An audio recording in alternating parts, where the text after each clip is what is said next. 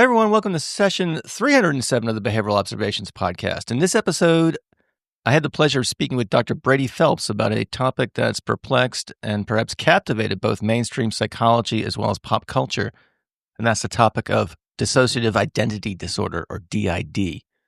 Our wide-ranging conversation explored the intersection of behavior analysis, mental health, and trauma, with a special focus on how we can understand DID through a scientific and behavioral lens. And right at the outset, I just want to provide a brief content warning here. We do talk about abuse of various kinds throughout the podcast, so just be aware of that.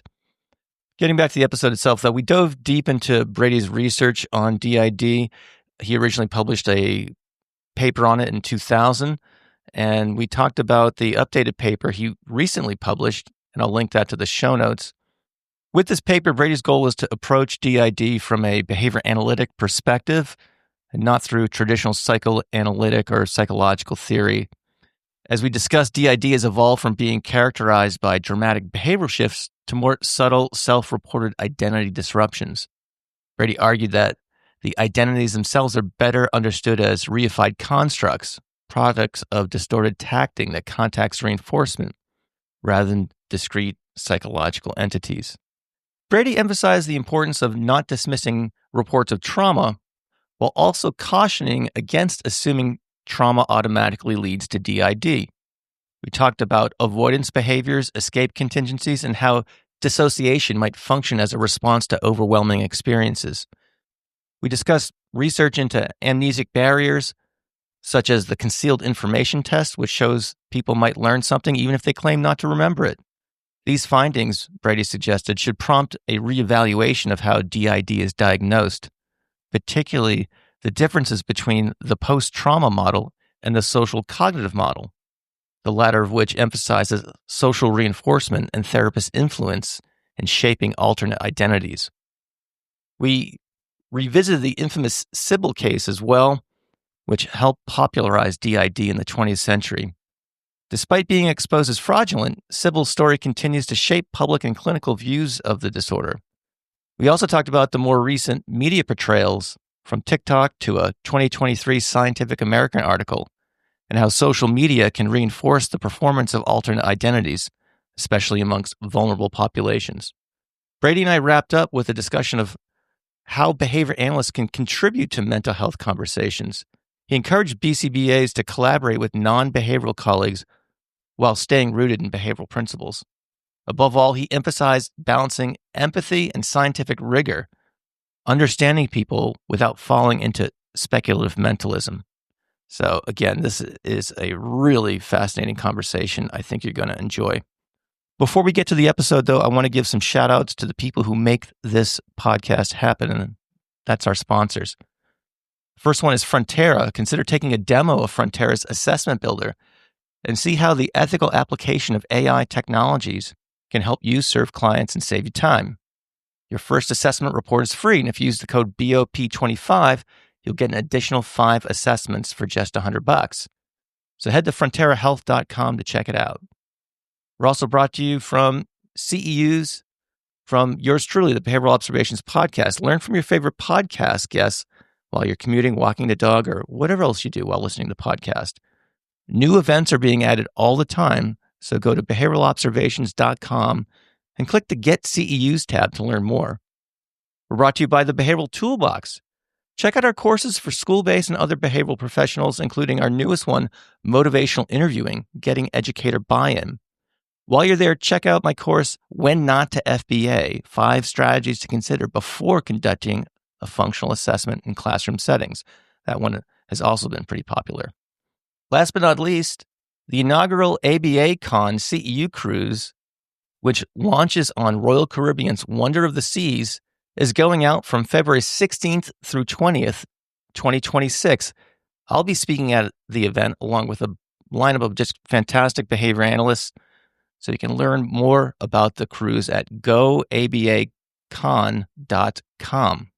I'll have links to all these things in the show notes, and I'll just say again, I mentioned this during the episode, but this particular episode has a lot of references, so you're going to want to go to behavioralobservations.com to check out the show notes for extensive links and other resources that you can find to complement this episode. All right, that's it for opening remarks. So please enjoy this really fascinating conversation with Dr. Brady Phelps.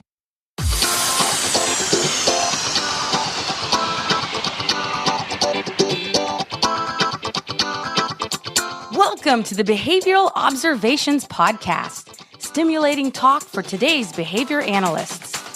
Now here's your host, Matt Sikoria. Dr. Brady Phelps, thanks for joining me on the Behavioral Observations Podcast today. How's it going? Good, and thank you. This is a real treat for me. I enjoy yakking about some favorite topics, and I don't get to interact with students anymore except online. I hardly ever talk to professionals. Talk to my dog a lot, so this is a real treat. I really appreciate it. Okay. Your dog might be probably better behaved and more obedient than I am, but I'll try to hold up my end as a conversational partner. So, and boy, do we have an awesome topic to get into today. I'm so happy you reached out to ask me to discuss this. We're going to get into that shortly, but I want the audience to have the opportunity to get to know you a little bit better, your background and things like that. So let's start off with, how you got into behavior analysis. What were some early experiences? What made you want to pursue it as a career? Things like that, and kind of take us up to what you're doing these days. Okay, cool. Well, literally, I stumbled into it as an undergraduate student at Utah State University. No one in my family had ever gone to college. My father was a high school dropout. My mom finished high school. My two older brothers didn't go to college. And I was stumbling and fumbling. And high school counselor said, "Hey, you're a bright kid. You should go into engineering," which I cried and hated. And then I took Psych 101, and it was a general ed. And I'm like, yeah, I didn't get much out of it. But then luckily, I stumbled into a learning class, AOB 1, Analysis of Behavior 1 at Utah State, taught by a graduate student named Marilyn Bonham. And all of a sudden, I could see that this was a science that actually did things that I could understand, that I could do. A science that showed what science is and does and what a scientist can do, with a rat lab. Wow. It was fantastic. I still have some of the textbooks from that course, and that's over 40 years ago. And then took some other psych classes with Carl Cheney, who became my mentor. He changed my life trajectory in a fantastic way. Took analysis behavior 2 and physiological psych and S and sensation and perception. And then I had this bachelor's degree. I was going to go into engineering, and finally I had a bachelor's degree in psych, and I had no idea what to do with my life. I had to join the Peace Corps. They had no use for people like me, because I wasn't going to do, irrigation or sanitation activities. So went to California for a year and was a beach bum. Came back and ran into Carl Cheney again, and he said, you need to get your shit together. Either get into a grad program or get the hell out of town. In effect, just like that. That's what Carl does. And I didn't know what to do, so I applied to the graduate program in analysis of behavior at Utah State, and I stayed there as long as I could. I mean, I started college in 1977. I finally finished in 1992. I see. I mean, I was in no hurry to finish because I loved it. And I'm still in college. I'm still trying to teach online. I love analysis of behavior, EAB, animal behavior, all those things just hooked for me. Now, lately, I took early retirement in 2021 due to the pandemic and other reasons. And since then, I've been trying to figure out what to do to keep myself engaged.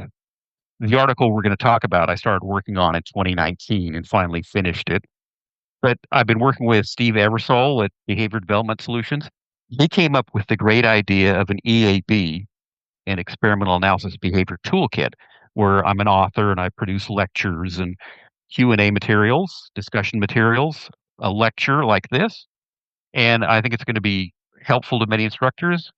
We've got one component of the toolkit done. We're going to do others, and those are going to be available for the BDS. But I'm also trying to write a textbook on learning and behavior for Elsevier. And that's very frustrating because everyone tells me students aren't going to read it. So I'm trying to write it differently, because there are many good textbooks out there already. I'm trying to write it differently with some different language that maybe 20-year-olds will relate to. For example, Matt, I'm really using my risen today. Not my risen on. Oh boy. That word? You know that word? Yes, I have. Oh. Yeah, I have a 17 18 and 20-year-olds. So I am, I try to understand them as much as I can. So, I um, did not know risen is a way of talking about having charisma. Now, I don't know if I mm, have charisma, but I'm trying. yes, yes. Well, as long as you try it, I guess it's important to try to figure out how to connect with people. So Right. I wish you luck in that endeavor. I'm Thank really you. excited about the EAB toolkit too. So is that available yet, or is that in development? At least one component is finished, and maybe I had the very bad or good idea to start off with habituation and reflexes. Just that's sort of a precursor to respondent phenomena. So yes, there is a lecture series or a lecture and discussion materials and demonstration stuff on habituation and reflexes. Habituation, dishabituation, sensitization, etc. And habituation happens with operant reinforcers too. So it's not just, elicited. Right. Yeah. Very, very relevant to understand those things. Very important to understand those things. So I'm glad that that's part of it. And so, yeah, if there's, I'll try to run that down for the show notes in case people want to look that up. Are you at BCBA feeling overwhelmed by the time and energy it takes to complete intake assessments for kids with autism? You're not alone. When hours are spent on paperwork instead of providing care, it slows everything down for you and the families counting on you. That's why Frontera exists. Frontera is an AI-driven, HIPAA-compliant platform designed specifically for ABA professionals like you. Built by Amal Deshpande, a seasoned founder and father to a child with autism, Frontera brings together clinicians and engineers to streamline the most time-consuming parts of your job. So what does that actually look like? With Frontera's smart tools like the Assessment Builder and Diagnosis Builder, you can reduce your report writing workload from 8 to 10 hours to just 3 to 4.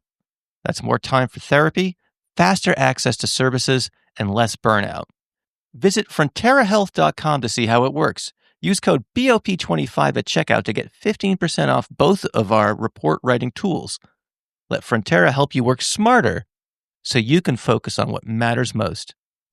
All right, very good, very good. So let's get to the paper, and here it is. I am a bit old school. Unlike my kids, I'm a bit old school. They might, even though I'm Gen X, they like to call me a boomer at times. But anyway, so You the printed it paper, out, in other words. I did print it out, yeah, and I actually wrote in pen notes in the margins as you can see Yeah. here. Yeah, so Yeah. I went to town on this paper. So the paper is Dissociative Identity Disorder, an analysis of the behaviors and contingencies. So, dissociative identity disorder, or DID, as we're going to probably refer to it in shorthand. So, I want to get into the characteristics. How you diagnose, what the diagnostic characteristics are. Before Well, doing it's that, though, what this is not a quote unquote normal topic for discussion and kind of contemporary behavior analysis. So, what motivated you to kind of start looking into this, and by virtue of producing this paper and you know you devoted quite a bit of scholarship to understanding this phenomenon and writing about it and things like that. So anytime someone invests a lot of time and energy into something, I'm curious about what drives them to take that on. okay. That's one hell of a good question. I'll say a couple things. Well, two or three things. If we don't talk about a lot of topics like this, if we just say that's a bunch of crap, well, students who are trying to learn about it will say, well, these people are saying something about it. So they'll read the typical, psychoanalytic repression, blah, blah phenomena, topics about it. So I want to talk about these things. And so it's not just crap, it's interesting behavior that we can talk about. And when you're trying to teach Psych 101 face to face in a large auditorium, the kids really aren't going to pay that much attention to schedules of reinforcement. You might be able to get them occasionally on that, but you got to talk about stuff that's in the news or stuff they've heard about. So topics like personality and, of course, disorders and this exotic disorder will hold their attention. So I became a little more interested in it. And occasionally you'll have someone who will interact with class and say, well, I've had that or I have it. And you got to be careful not to be too dismissive, but to, open minded but skeptical. And I've had a case like that. But I just realized there was more to this than I had ever heard of in terms of a behavioral analysis of it. Eventually, I stumbled into that paper by Bob Kohlenberg, which was a fantastic find. But I was just trying to keep the students interested, but also be behavioral about it. And in the 1990s, this was a very popular topic. I mean, it was always in the media. It seemed like it was part of the satanic panic, etc. So I wrote a paper on this in 2000 and published in the Psych Record. I didn't think anyone actually read it, but I thought, okay, I did my part. And over the years, I would never hear anything about this, and I thought the craze had gone away or the subject had gone away. But then I'll get an email saying, Dr. Phelps, you're the only behavior analyst who's published on this. Are you going to do any more? And I'm like, oh, I'd like to, but I'm doing other things. And then I sort of returned to it oddly enough 20 years later. I found out that it was being used by a psychologist, a behavior analyst in Finland for his grad course, being used in a few others. And I put it up on ResearchGate, and all of a sudden it starts getting thousands of reads. I mean, my master's thesis up there from JAB has gotten like 700 reads in, in more than a decade, and this has got 2,000, and a paper on personality has got over 5,000 reads. So it seems to be something people want to read about or interested in. I see. So my students led me down this path initially, and then I realized there was something to say about it. I in paper I give a much belated thank you to the people to students of Psych 101. They helped me a lot. That's great. That's great. Well, again, I think it's another kind of meta lesson in dissemination in terms of picking up on what people are interested in and trying to talk about it with looking at it through a behavioral framework. So I'm appreciative of it. And again, I read the paper and it was quite thorough. And so we'll and we'll get into many of the aspects of the paper, but just to make sure that we're all in the same kind of playing field here. What are the characteristics of DID, and if it's helpful to talk about how those might have evolved through various iterations of the DSM, you can talk about that as well, because I know that's something that you've written about in the paper too. Mm-hmm. But let's set the table here so people know what we're talking about. Well, it's no longer what people think it is. It's no longer dramatic changes in behavior. It's no longer dramatic changes in wardrobe, hairstyle. It's now basically a lot of self-report. So originally, when it first appeared, it was referring to, I might have to actually look in the DSM, in my notes rather, that personalities would take control of a person's behavior.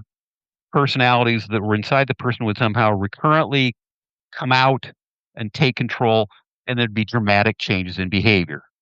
And that was basically in 1990, 1980, the DSM-3, et cetera. That sort of dropped out because it was hardly ever observed. So now it's personality states that can be observed.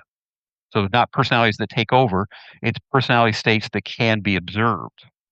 And it's a lot of seemingly, well, I won't say bad joke here. It's not quite like Festivus, not a lot of complaints, but a lot of reports of disturbances of self and sense of agency and a sense of personhood or something like that, which I'll have to explain a little bit. But it's no longer dramatic changes in behavior. The DSM acknowledges those are rarely observed prior to psychotherapy, which is interesting. So currently it is disruption of identity characterized by two or more personality states.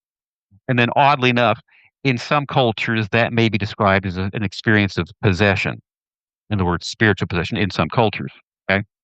And then recurrent gaps in the recall of everyday events. So periods of amnesia or loss of recall, etc. And then what's called, how they put it, disruption in everyday social impairment. I mean, there has to be impairment of everyday life or it wouldn't be reported. And then what they call discontinuity in sense of self and sense of agency, a list of very qualitative criteria. And some of those are, I mean, I don't feel like I'm in ownership of my emotions. My emotions come and go. They're not mine, etc. My ability to converse stops abruptly. My thoughts are taken away or aren't there, or they're not under my control. Abrupt changes in attitudes, preferences, things like that are quite subjective and quite qualitative, et cetera. Now, I didn't say this in the paper, but these what are called discontinuities in sense of self and sense of agency sound like a bunch of abstract. It's like I feel pride in my heart. I feel patriotism. Well, if you have a discontinuity in sense of self, can you exactly track that? No, but you can come close to it. And that's what I'll call maybe an abstract tact. That's my guess at how to describe those qualitative criteria. But again, these are not behavioral excesses and deficits that a behavior analyst usually talks about. They're very qualitative. So we can still talk about them, but we got to talk a different way about them. But no longer dramatic changes in behavior. It's basically changes in how they act about themselves and a few other verbal behavior changes. Hey everyone, as a BCBA, meeting your continuing ed needs can be challenging at times. That's why I've made selected episodes of the Behavioral Observations podcast available for Type 2 continuing education credits. That's right. You can meet a portion of your professional development requirements on the go. Currently, we have CEs for topics including functional assessment, ethics, and supervision. Come learn from podcast favorites such as Greg Hanley, Pat Fryman, Mark Dixon, as well as many other amazing guests. For more information, head on over to behavioralobservations.com/get-CEs. So when you say referring to the dramatic changes in behavior, would that be, someone like dressing in accordance to their, whatever alternate identity they are experiencing at the time and things like that? Would it be, kind of collateral repertoires that went along with these changes? Yeah, that is rarely observed. Well, way back in the day, there would be people who said that their alters were animals, like a crab, if you believe that, or a lobster, or Mr. Spock, the character from Star Trek. Now those have gone away. Okay. Now it's and so there might be changes in how the hair is done. There might be some changes in wardrobe, but not very much that's in terms of dramatic changes or glamorous changes. Okay. All right. I got it. There was a phrase, and I don't know if I'm paid too much attention to this or not, but that just really jumped out at me that you have in this paper. You write that whether the question of DID is or isn't real, that question itself is an oversimplification. So what did you mean by that? Talking about whether or not this is a real or not real phenomenon. Why is that an oversimplification? And, what's I suppose a better way to frame, how to wrap our arms around this topic? Yeah. I did a webinar on this a couple of years ago, and I actually made the mistake of saying DID is real. And my good friend Ben Witt said that was quite bold. Well, I'm not going to say that. But if we say it's not real, then why are we even talking about this? But still, that's not a very good way of getting at this. What I'm going to say is the behaviors are real. The identities are not. Okay. So we can study the behavioral changes, but we don't have to go down the rabbit hole of parsing out all the aspects of these different personalities or identities. So the behaviors are real, the identities are not. The identities are a reification. I see. But something is happening there, and therefore we can look at it. So that's I think that's a more helpful framing. So I'm glad you included that in that. And again, it kind of jumped out on the page as something noteworthy. So thank you for elaborating on that. When I was still in my old department at South Dakota State, my department head, who was kind of skeptical of behavior analysis, she just said, "So you think it's real?" And I said, "Nah, it's not. It's not. So you just can't go black or white with this. There are some things to observe, but no, it's not. It's hard to say it's all real, or what I would say the behaviors are real, but the identities are not." Regardless of your title, if you are a behavior consultant who is working in or with schools and you are struggling and wondering why your interventions are not producing the desired results, you are not alone. Unfortunately, those tasked with improving behavior in schools are too often left to carry the burden by themselves. You are the behavior person, so you take care of it, is the unsaid mantra. But you can't improve behavior and the associated outcomes by yourself. In fact, creating sustainable improvement in student behavior almost always requires changes in the performance of the educators. I'm Dr. Pauly, and along with my colleagues Anika Costa and Matt Sikoria, we are designing coursework called the Behavioral Toolbox. In it, you will be taught strategies grounded in organizational behavior management for consulting in schools in a way that brings out the best in educators so they can bring out the best in the students they serve. If this sounds exciting, be sure to click on the link in the description to sign up for more information. You spend a lot of page space kind of walking the reader through a verbal behavioral interpretation of people going back and forth between these alters, tacting on their experiences in these different states and things like that. Can you elaborate on that? Kind of share with the listeners, kind of the verbal behavioral interpretation of these repertoires? Yeah, I thought I was calling them inaccurate tacts, but then I realized that Skinner had a better way of talking about them as being distorted tact. Now, let me give you just an extreme example that's just an example. So let's say you accompany me to my medical appointment with my doctor, and he or she, they take my blood pressure, they take all my vitals, they poke and prod, look in my ears, et cetera. And they say, well, you seem to be perfectly healthy to me. And you're there to observe this, and they show me all the data. If I then said, doctor, I'm dead, they show me all the physical signs of life and health, and I say I'm dead. Well, that's okay. What happens in one delusional disorder called Cotard's syndrome, where the person will insist they are either dead or they do not exist. Well, that's just, like I said, an extreme example of a distorted tact. There is clear evidence of a life, a living person, male breathing, heartbeat, blood pressure, etc. And I insist, doctor, I'm dead. So that's a tact that's clearly distorted away from the actual physical data of the body being alive, of a person talking, breathing, heart beating, etc. So I don't want to talk about Cotard's example, except that's the best distorted tact I can come up with, the most extreme. So the tacts are distorted, and they can be distorted by reinforcement and or punishment contingencies. Okay. And I'm sure there are examples we can get into about that as we proceed through the conversation, especially about how these things might get reinforced with in verbal communities and things like that, especially online. But I still want to go through some foundational information about this. So there's some discussion in the paper about the extent to which abuse plays a role in the formation of these DID repertoires. Can you discuss that?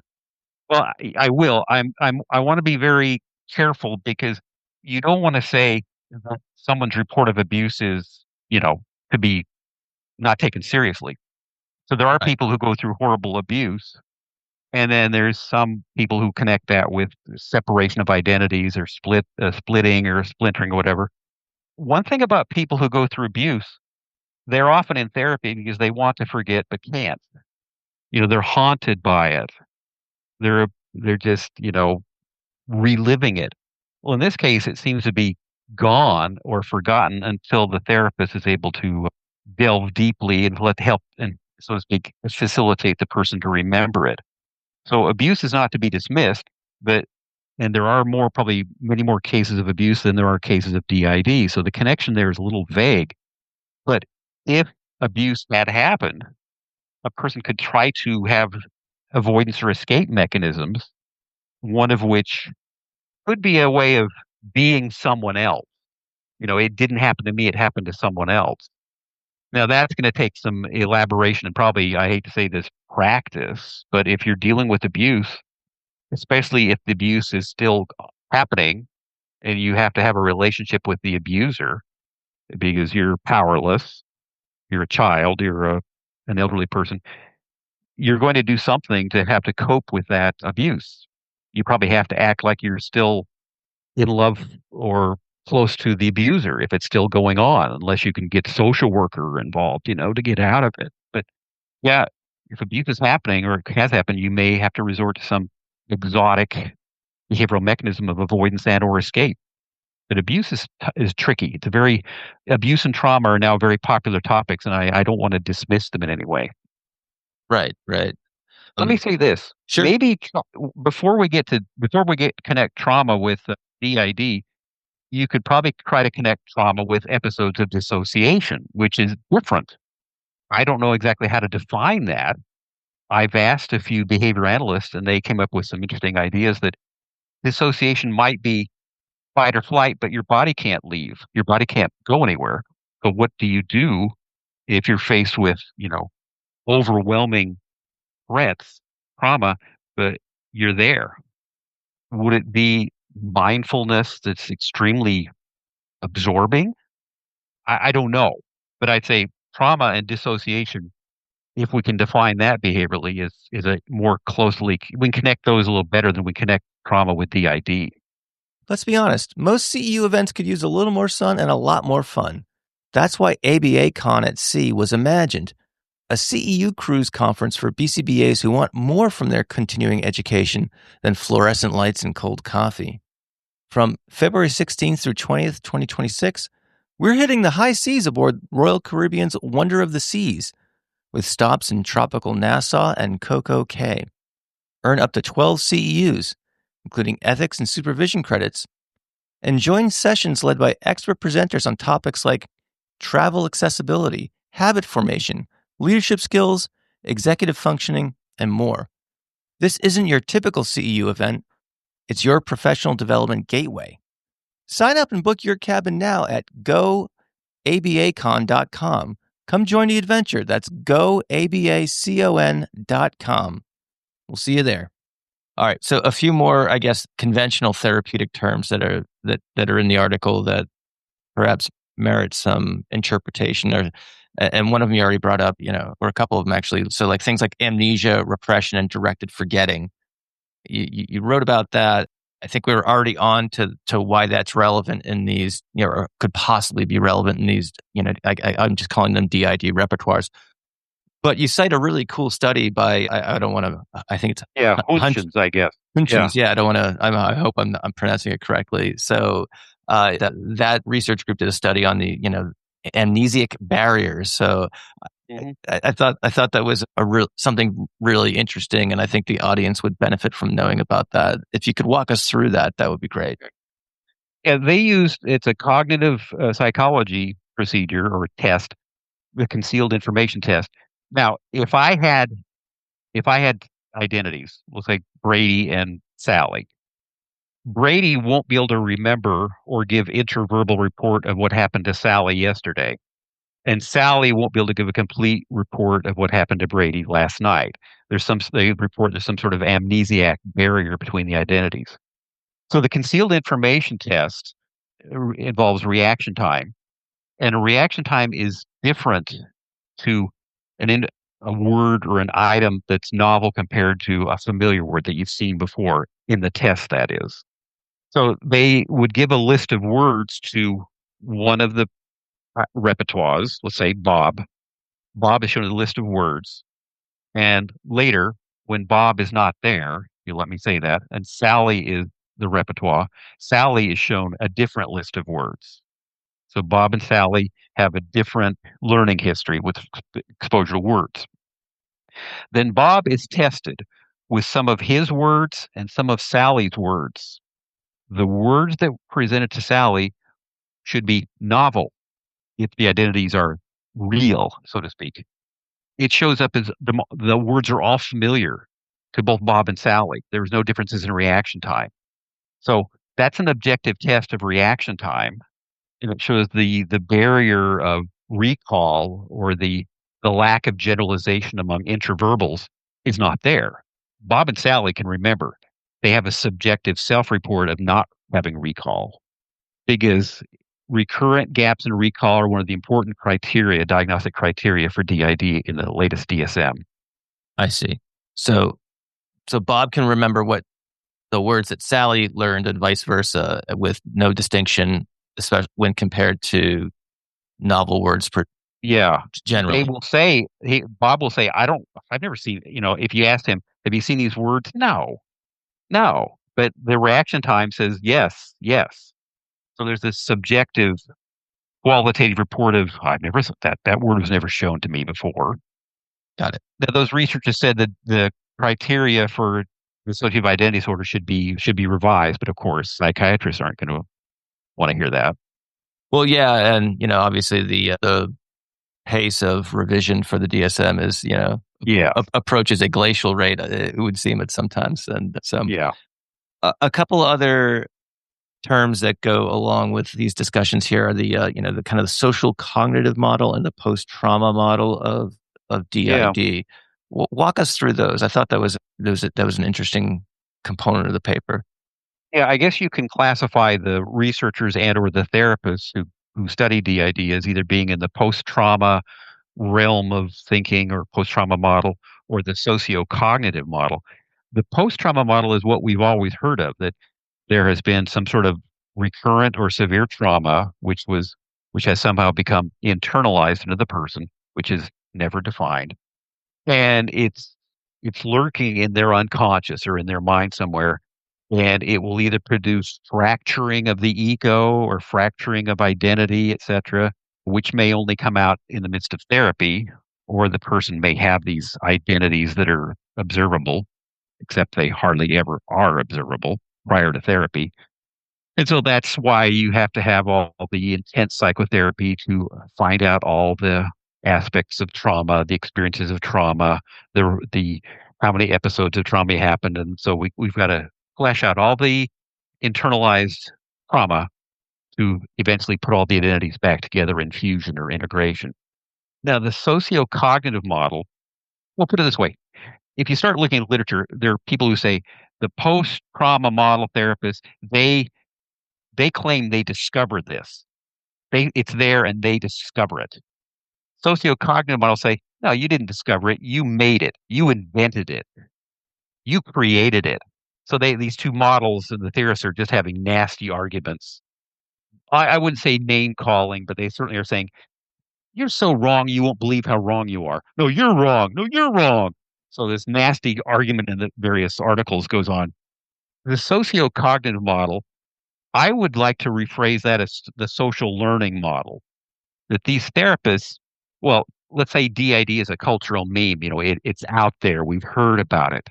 And the expectations of the public at large or of therapists seem to set the occasion for behaviors to be observed, and then the behaviors can be socially reinforced into becoming more discernible, more discriminable, and actually becoming more in terms of different identities, etc. So I don't like it how it's normally termed. I say it's very mentalistic because expectations don't create anything, and expectations cannot be distinguished from behaviors of therapists. So the behaviors of therapists end up leading to different behaviors of the patients, and the behaviors of the patient become more elaborate and end up as different identities, when at first they're just differences in self-report or lots of confusion.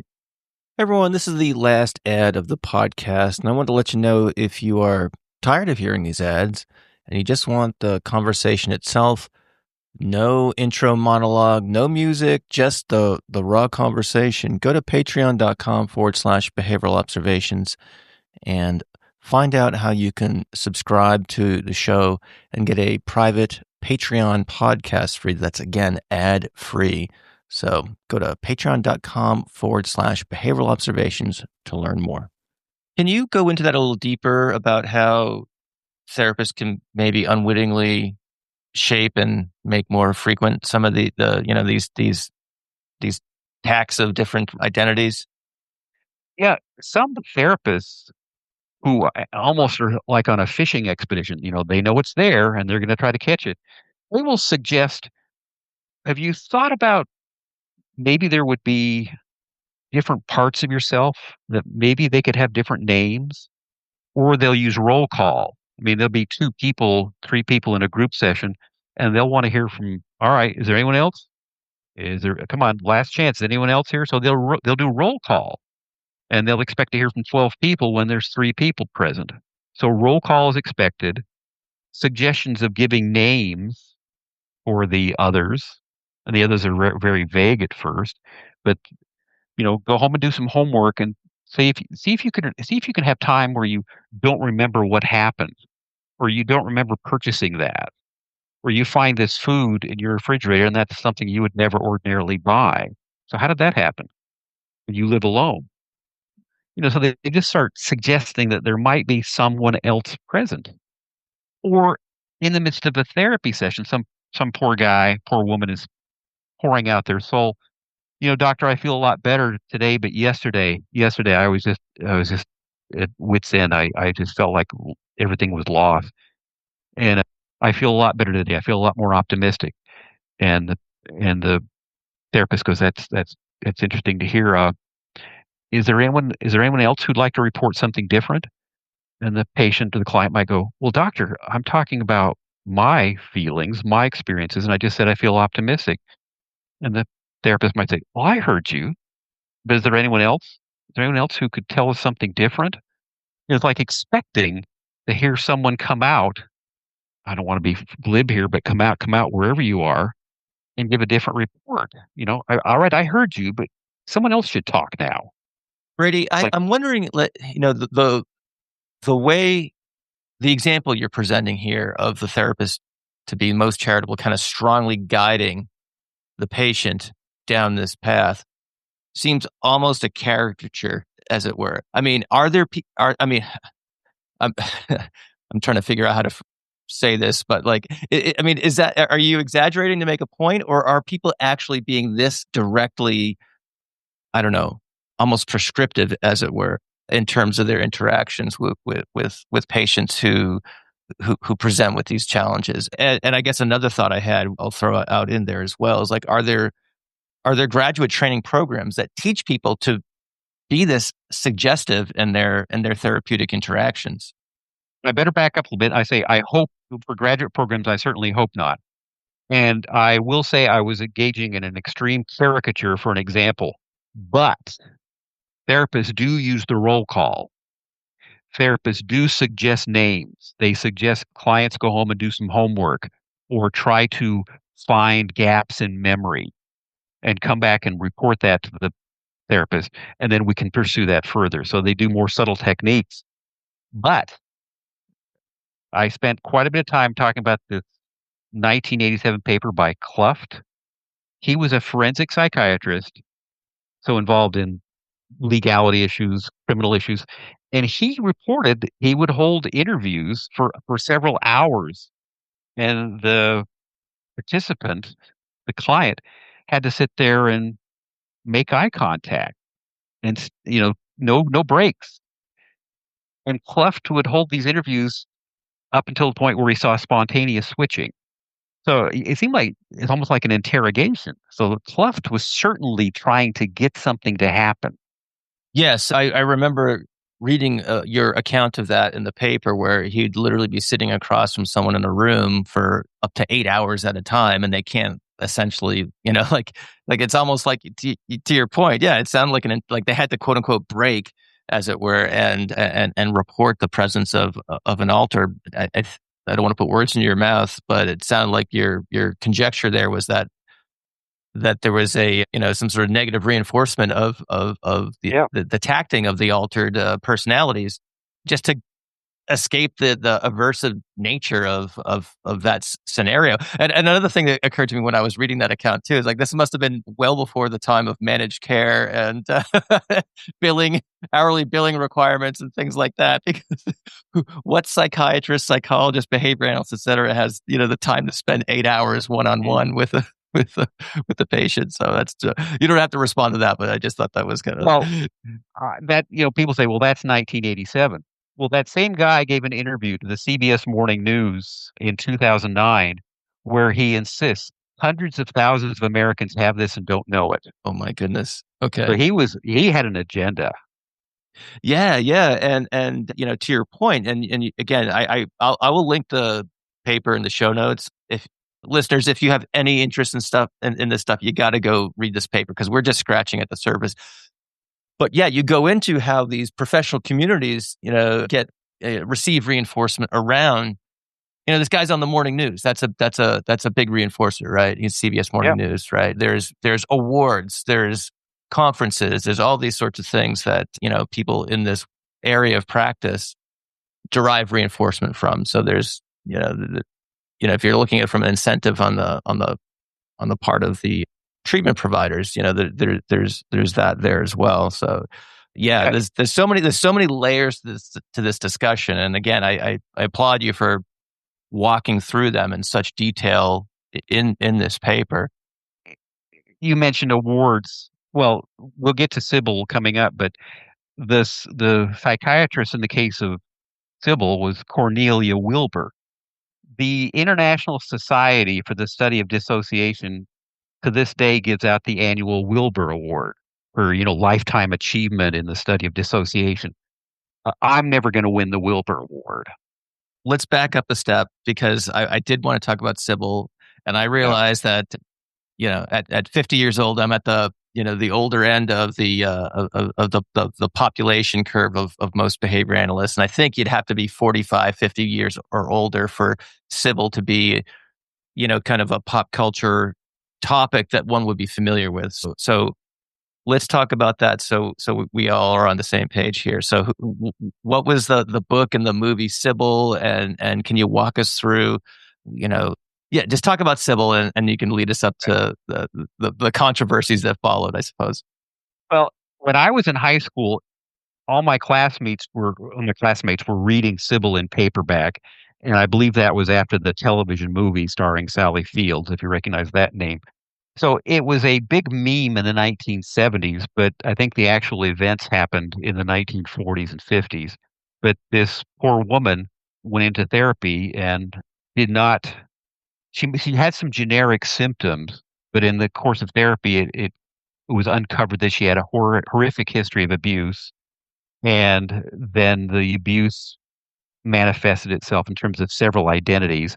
I think she ultimately had 23 or 16. It was in the several double digits. And the therapist evidently helped her recover and have fusion and integration, but it was quite it basically changed the story of abuse does this to people. The topic of abuse or trauma leading to dissociation was not really that prominent until Sybil really blew it all over the world. Some therapists have reported that reading Sybil was part of their training, not official training, but they read it to learn about what trauma does and what trauma is manifested as. So some therapists actually reported that. The details of Sybil, her real name is known as Shirley Mason. She was from a Seventh-day Adventist family, religious community, small town. It was in Minnesota, and she went to college. And, coming from that background and going into a college community where you start learning things and hearing different things, she had some hiccups in life, difficulties in life. Who didn't? I mean, I did when I was in college. So she went to a therapist and reported rather generic symptoms. I'm confused in life. I don't know what I'm doing. I'm a little depressed. I'm a little anxious, generic stuff that happens. I'm not dismissing them. It happened to me. But the therapist, Dr. Wilbur, was very interested. She was trained in psychoanalysis, was very interested in what at that time was called multiple personality disorder. And she gave Shirley a stack of articles to read and suggested Shirley read up on it. And then at the same time, Shirley came back, but she said, I'm Peggy and I'm 9 years old. That was the start of it. And then prolonged therapy sessions. The antipsychotic Thorazine was new. Dr. Wilbur prescribed that. And it was thought to help her, uncover the trauma and verbalize more of it. But the personality started coming out, more and more memories started coming out. And Dr. Wilbur realized she really had something going on here, and she contacted a writer, Flora Schreiber, and Flora Schreiber and Wilbur started putting together a book, and they had an advance payment from the publisher, so they had to produce something. And Shirley was either a willing conspirator or was being coerced into it, because Wilbur started prescribing barbiturates, and Shirley became addicted and had to get them from her therapist. Wilbur was paying rent money to Shirley to keep her going, giving her money for food. So it was extremely enmeshed, an abusive relationship. The writer may have had some skepticism, but Shirley came in with a diary of early life, maybe teenage years and high school years and college years, with details of abuse that she had written basically over a course of a few days to produce facts. Here's the facts. But it was fabricated. It was fraud. But she wanted to convince Schreiber that there's really something going on here. And I don't know if Shirley Mason ever got a lot of money out of this, but she was involved to some extent, either as a co-conspirator or someone who was being coerced. In the article, I said that Shirley was resistant. Well, I found at least one letter where she wrote to Dr. Wilbur, "I didn't have the personalities. I never had the personalities." But that was in 1958, and it was probably at that point too late to get out of it. But it became quite a cultural icon. Sybil was, wow, look what happens. Abuse happens. We don't know about it. It's horrific sexual abuse that is obviously hidden. And this is what it does to people. It produces splintering or fracturing of the ego or of the self. And so she came to that realization that it was not the time where she could start a Substack newsletter to air Yeah.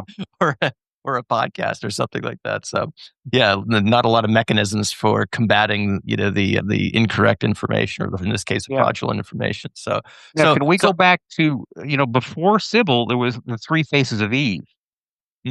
That's where this all started in 1954. And we know who that real person was. That's Chris Sizemore. So Chris Sizemore saw two therapists, Thigpen and Cleckley, and they started delving into the different identities, or at least there were three of them. And that's described as an authentic case. Well, Chris Sizemore wrote 3 books rebutting these accounts, saying she was either manipulated or she was doing it to entertain the therapists. So that case can be disputed. So if that's been written off as, well, that's a real one, there was no abuse, nothing like Sybil, now that one's in dispute too. And despite all of that, the award for either clinicians or scientists looking into this is the Wilbur Award. That's remarkable. Well, I think societies become, if they're criticized, they become more sequestered, and in their little group, they reinforce each other, and they say, "Don't listen to the critic. We know what you're doing, and what you're doing is good." So, having, I guess, gone through this, kind of foundational knowledge and et cetera, you write about this Kohlenberg paper. I'd like you to walk us through that, because I thought that was really noteworthy in terms of, so I'll stop talking and let you talk about the Kohlenberg paper. It's published in 1973, I think, in Behavior Therapy, that Robert Kohlenberg was a behavior analyst or a behavior therapist at a hospital, an institution, I'm not sure where, but he was lucky enough to be in the right place at the right time to observe this individual whose name was not known and irrelevant, who had clearly discernible, discriminable different repertoires. They were described as high, middle, and low. And when they were present, if you let me say that, or when they were being performed, you could tell who it was. High spoke in a rapid tempo of speech, would make bizarre references by, "I'm talking to my dead relatives," or "I heard from my dead relatives," would move rapidly, a lot of body motion, I don't know, like this, there's no record of him, but there's high. And he was sound like not dangerous, but menacing. He would make menacing motions to the other clients, break small objects like glasses or windows, etc. Middle seemed to be, how to say this, a good member of the community. He would converse normally. He would play board games. He'd watch TV. He'd be observed reading the paper in a normal tone of voice, no bizarre references in his speech, etc. Normal was a average Joe, if you let me say that. Low talked in a very low tone of voice, talked very slowly, moved slowly. If you looked at him, you might come up with a descriptor. He looks depressed, and made references to the world is coming to an end, fatalistic. My script is written. There's nothing I can do, things like that. And these would happen in succession. with no clear changes in the environment. There's no SD for changing from high to middle to low. They just happened. And they would happen quite commonly during the course of a day. And Kohlenberg reported that this was so dramatic and glamorous that visiting professionals would come to the institution and ask, "Can we see that one?" And the staff were just intrigued by this behavior. Yeah, look what he's doing today. Did you see him today? So a lot of professional attention by visiting professionals and, of course, students. Did I see that one? I want to heard about that one. I mean, I'm putting words out there, but a lot of visiting professionals and students wanted to see the individual and his behaviors, and the staff were like, "Wow, did you see what he did today? That was. Did you get a chance to see it? Stuff like that." Well, Kohlenberg said these behaviors were not due to the fracturing of the ego; they were behavioral repertoires that was being maintained by social reinforcement. So he arranged to do an interview in isolation with Kohlenberg, an assistant, and the individual, and they had a list of 25 questions to evoke acting. Who are you? Where are you? Why are you in this hospital? What day is it, etc. And they said, based on what he would report, the patient, they could score it as high, middle, or low. He talked very differently. Now, besides rate of speech and mannerisms, he used, I would imagine, a lot of differences in prosody. It's either prosody or prosody, I'm not sure. But that's how you color your speech. It's the difference between love you and I love you. I mean, it's what a sportscaster uses to keep you enamored with their play-by-play. So the patient talked with a great deal of prosody, and between Kohlenberger and the independent observer, they were able to score about 89.4% inter-observer accuracy between there's a high, there's a middle, there's a low. And for participating in this interview, the patient was given tokens non-contingently just for being here and answering. If you ever asked him when he was doing the high about the other repertoires, he wouldn't answer. He would say, "I don't know anything about that." So he would deny the other repertoires. But Kohlenberg decided well, what if we have contingent reinforcement? So there were 10 sessions of non-contingent token delivery just for answering these questions. And then 10 sessions where if the middle repertoire was detected, tokens were given and they would touch his hand. So actual physical touch and tokens. They did that for 10 sessions, and the high and low repertoires, no token delivery, no touch. So 10 sessions of non-contingent token delivery, 10 sessions of contingent token delivery contingent upon the middle repertoire being detected, and then back to non-contingent token delivery. As a result of that contingency, the middle repertoire clearly increased in its frequency. The data is pretty clear, the clear separation. The high dropped off from its baseline, so to speak, baseline, and low was about normal compared to its baseline. And then returned to non-contingent delivery, the middle dropped off, the high basically recovered its baseline, and the low showed an increase for some reason, which may have been, response, what I call contrast. Might have been behavioral contrast. Might have been behavioral contrast. It looks like that. So Kohlenberg showed this demonstration in control of the behaviors. And then after that, he arranged for the staff members to don't give attention to the high and low. Reinforce him for being middle. And no professionals are going to be allowed to see this person. There's no need to do that.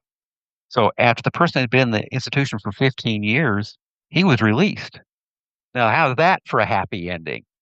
And I actually contacted Kohlenberg a few years ago and said, is there any additional information about this person? Because, well, of course not. Well, after 20 odd years, you'd expect that to be very difficult to find. But it's a fantastic article, in my opinion. It really demonstrates control over these behaviors as being behavioral repertoires that are subject to control by environmental reinforcement. And there's a figure in your paper that shows this quite clearly. And I will, again, I'll link to that paper. I'll link to the Kohlenberg paper and paste that figure in the show notes of this episode. So, folks, this is going to be an episode where there's going to be lots of things in the show notes. So go to behavioralobservations.com and check it out there, or you can hop on the email list and have the show notes delivered directly to you. So that's my little plug for the website. But there'll be lots of resources for folks to dig into this should they want to. But yeah, I highly recommend looking at figure 1 of your paper, where it's quite clear that the middle repertoire responding is, almost exquisitely sensitive to the treatment. And it's Yeah. awesome to hear that it, at least as far up until discharge, I suppose, is to your, as you said, there's no information afterwards, but there was some generalization outside of these therapeutic sessions. So yeah, very, very cool. There's another case study that you talked about by Fay et al. Can you talk about that? Yeah. These therapists reported seeing a woman who had reported a history of severe sexual abuse, and she had separate identities. And one of them that was quite commonly observed, a high probability repertoire, was Anna. And Anna seemed to be more inclined to report her emotional trauma, etc. But the original patient would almost have to become one of the identities to report what they're feeling, what they regret, what they hated, etc. And Anna was as they call dominant. I mean, she was there, and when she was there, she seemed to get a lot of attention from the staff, from the client, from the patient, from the therapist. Excuse me.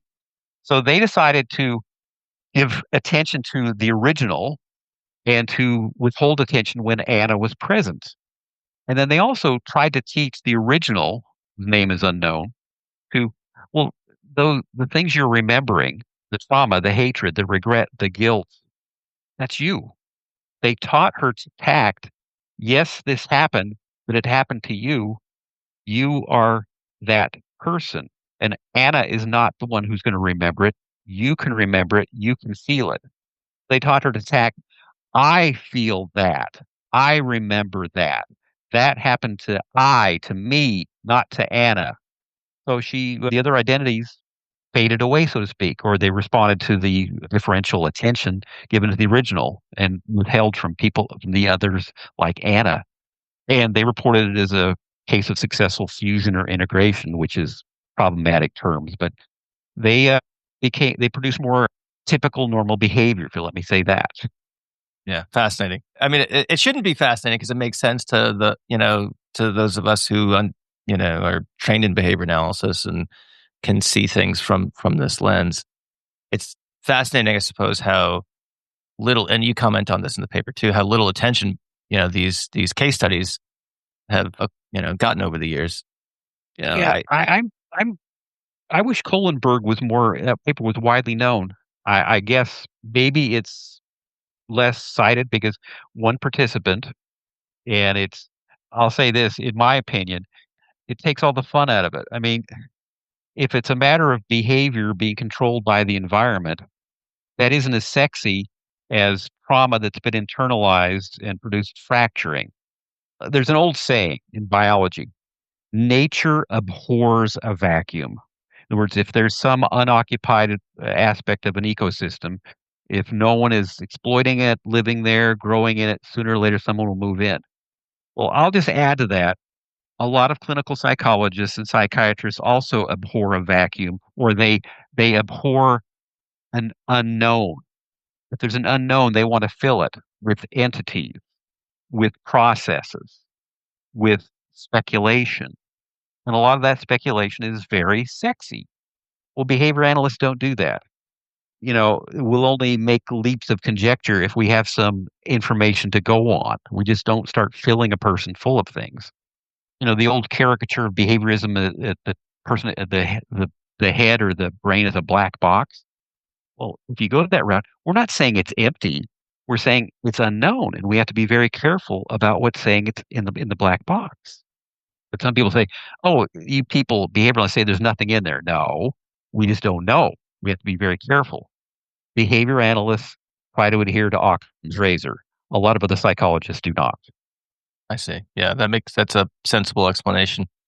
So I want to talk about social media and popular media accounts of these. Obviously, we've talked about some older, I guess, representations of those with Sybil and Three Faces of Eve. But today with the reels and the shorts and the TikToks and things like that are out there, I don't have the stats off the top of my head, but I understand that the the clinical presentation of tic disorders to either physicians or therapists or whoever the appropriate provider might be is skyrocketed over recent years. And a lot of people have suggested that has to do with, people on TikTok and other platforms, demonstrating these repertoires. And there's almost, again, some sort of contagion, as it were. And I'm asking you to speculate here, so we'll hold you to at any answer that you provide. But is that something that you think is happening with DID? Well, I can tell you that in the Scientific American magazine, which is a magazine, but it's quite highly respected, I would say. June of 2023, one of the featured cover stories was multiple personality, and the first introductory paragraphs sound a lot like the case of Sybil.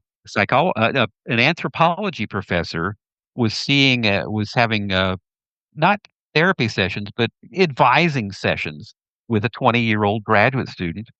And the graduate student came in one day and seemed a little different. And the anthropology professor was like, "You seem different today. How are you today? What's going on today?" And the 20-year-old said, "I'm 7 years old and my name is something else." And then they had a 4.5-year-old adventure in pursuing this. So the anthropology professor said, "The first time I saw Anna time travel was in my office." Now, it seemed like, if a 20-year-old comes to see an English professor, an anthropology professor, history professor, and they have some confusion in their life, you try to help them figure things out. You may have repeated conversations. But if a 20-year-old comes in and says they're 7 years old, are you supposed to go down that rabbit hole? Well, it might be intriguing to do so, but are you doing them a favor? No, you're satisfying your own something. It's satisfying your own curiosities. I would suppose there's probably some reciprocal reinforcement going on there. Yeah, you want a 20-something to do time travel in your office. I know we're not supposed to diss professionals, but sometimes you just have to wonder. Was this Scientific American article, did it report that as, I don't know, for lack of a better word, straight news, or was there and this is what really happened aspect to it, or did it report it like it was, to, I don't know, whether it was real or not? I was trying to think of a different word given our previous discussion of that, but no, it was authentic. They uncovered a lot of history of trauma, and the original delved into how many did they show up with. Over time, Ella showed 12 different personalities, ranging in age from 2 to 16. So Ella started showing more and more repertoires. Started coming in with childish drawings. I see. Wow. And then I think you shared an article with me about a legal case in Australia where they took testimony in a court case from different members of a person's set of alters. Yeah. There's one witness, one physical body witness, but they were sworn in repeatedly to give different testimony as different identities in a courtroom in Australia last December. And you say reification? Indeed. It's unbelievable, and yet it's not. So, and I'll link that article in the show notes for this episode as well. If people want to go check it out and cry or something like that. Now, I was looking in TikTok yesterday, and I found many cases of, I keep having these recurrent headaches, and I thought it was dehydration, but water doesn't help. It's the childhood trauma. Many, many people are reporting that because it's sort of a meme that it's in there and it's doing something to you. And if it doesn't show up in what you remember, it shows up in physical symptoms. Right. Boy, the possibilities for reinforcement for those tacks are endless. And so we could probably spend the rest of the day, kind of drawing that out, I suppose. But we have to unfortunately bring this conversation to a close at some point. And so I think most listeners can probably connect the dots and understand how those repertoires could be shaped, maintained, increased, et cetera, through these very, very prominent and some might say addictive channels that are out there of the land of social media. So having said that, I'd like to I'd like to do two things, Brady. One is that if there's another point that you want to make about DID that we haven't talked about already, I want to give you the opportunity to do so. So a final word on it, and then either separately or relatedly, if you had advice for a BCBA, I usually ask the question, what advice do you have for a newly minted BCBA? And if you have an answer for that, that's fine. But, if you have advice for a BCBA who's interested in studying these, I guess, categories of abnormal behavior, because I know or just traditional psychology in general, but looking at it from a behavioral lens. I know another thing we didn't get into is that you've done a lot of scholarship on personality psychology as well. We could spend a whole nother conversation or two on that. So, so you can take that question in any direction you feel is appropriate, but I want to give you the kind of final word here, so I guess I'll stop talking and let you deliver it.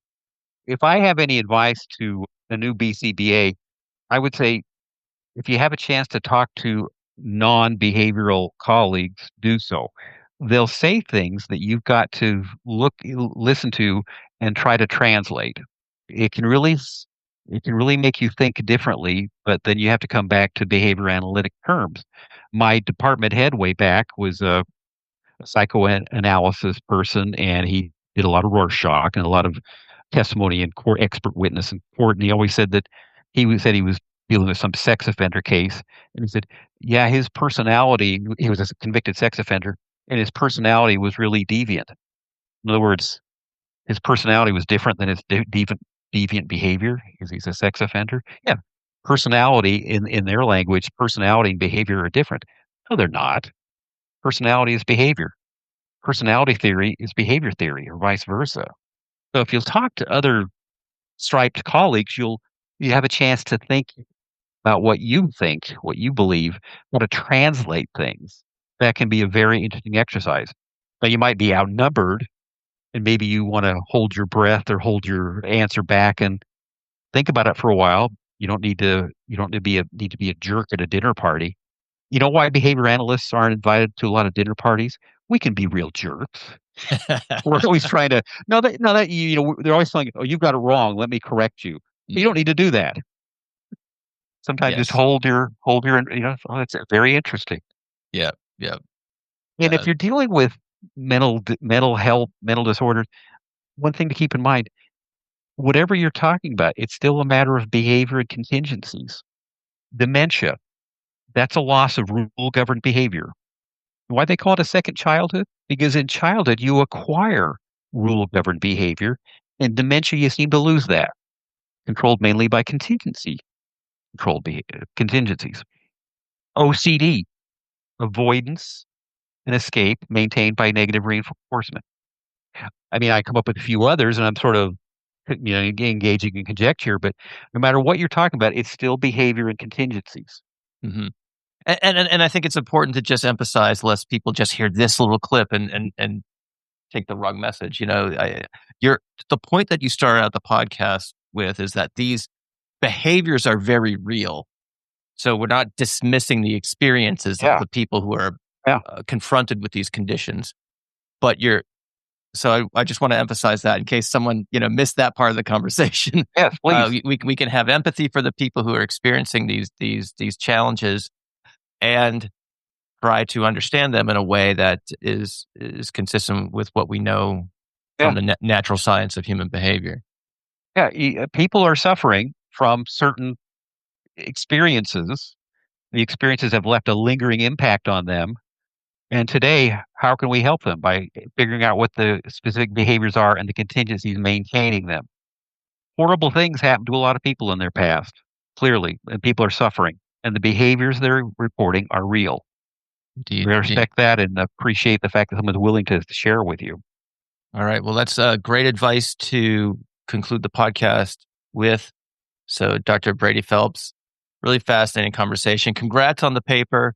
It's a really fine piece of scholarship. And if I might opine, people should go check it out. So, appreciate you coming on the show. Thank you, Matt. I really appreciate hearing that. I appreciate this opportunity to have a chance to talk. Thank you for listening to the Behavioral Observations Podcast with Matt Sikoria. You can find Matt's notes on this episode at www.behavioralobservations.com. We also invite you to stay connected with us on Facebook at facebook.com/behavioral observations and on Twitter at Behavior Podcast.